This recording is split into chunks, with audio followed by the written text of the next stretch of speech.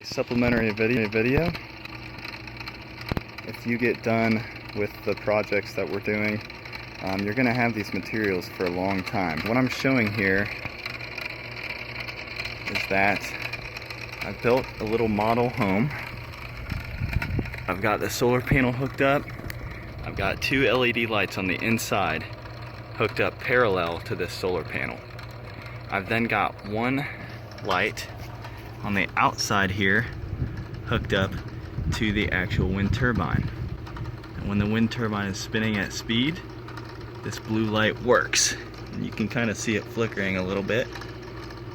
This isn't working so well because obviously we couldn't get those screws in. It's moved. So get that rolling. The outside light is on. Our red light is on. Our green light is a little bit more difficult to get on from the solar panel. It's a solar passive house because we've got tons of windows here. It matters on what direction that you're facing your windows because it'll get all of that morning light and heat. And then in the afternoon, we're gonna get our solar panel soaking up the sun and providing energy for lights inside when it gets dark.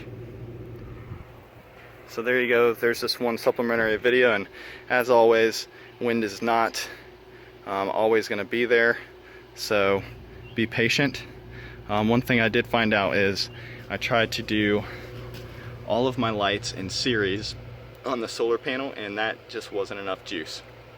So that's when I went parallel to the solar panel, and then I straight hooked up the wind turbine to the outdoor light.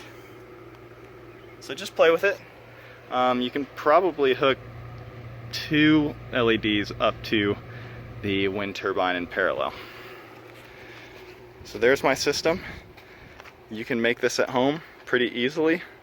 Use your fans, put them together, design a house that you think would work in a situation using the least amount of energy possible.